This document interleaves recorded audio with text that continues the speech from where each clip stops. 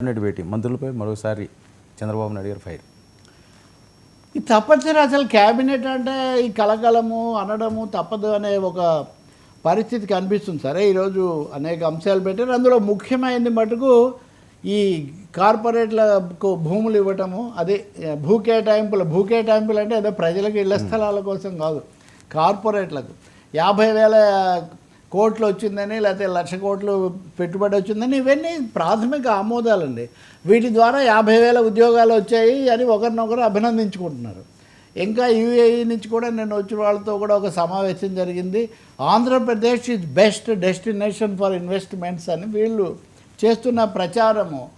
కానీ కేంద్ర స్థాయిలో మటుకు అనేక సమస్యలు వస్తున్నాయి. అందులో ముఖ్యమైనది 2 అంశాలు వచ్చింది. ఒకటి, అచ్చెన్నాయుడు చేసిన వ్యాఖ్యలు, అది ఆల్రెడీ అందరు చర్చించారు మన దాంట్లో కూడా.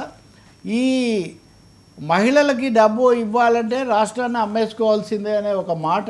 అంటే రాష్ట్రమేమో అద్భుతమైన డెస్టినేషను, అందరు ఇక్కడికే వస్తున్నారని మేము ప్రచారం చేసుకుంటుంటే నువ్వు వెళ్ళి ఆంధ్రప్రదేశ్ను అమ్మాల్సి వచ్చింది.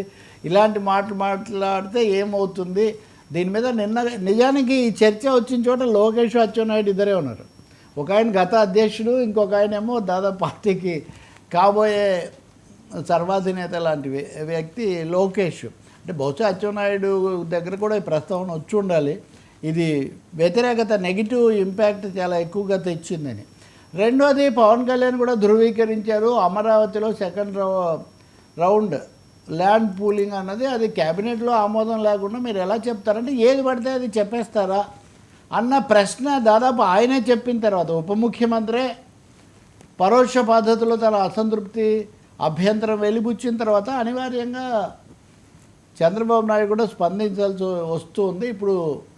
ఇప్పటివరకు వస్తున్న ఇన్పుట్స్ చూస్తుంటే ముఖ్యంగా ఇద్దరు సీనియర్ మంత్రులను కూడా కొంచెం ఇలా చేయకూడదు, పద్ధతి ప్రకారం వెళ్ళాలి అనే ఒక మాట అయితే గట్టిగా చెప్పినట్టు మనకు కనిపిస్తుంది. ఆ మిగిలిన ల్యాండ్ పీసెస్ కూడా కార్పొరేట్లకు ఇచ్చి ఆ పని జరిగేటట్టుగా ఎలా చూడాలనే అంశం.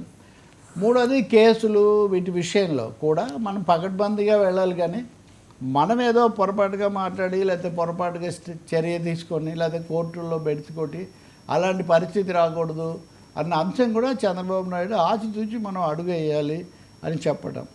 సీనియర్ మంత్రుల విషయం వస్తే మనం రన్నింగ్ థీమ్ మాట్లాడుతూనే ఉన్నాము.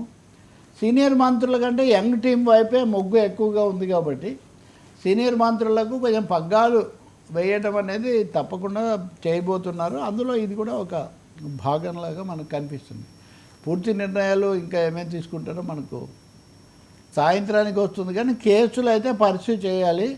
పకడ్బందీగా వైసీపీ నాయకులను మనం వాళ్ళ తప్పులను ఫిక్స్ చేయాలి అనేదైతే మెసేజ్. ప్రతి సమావేశంలో అదొక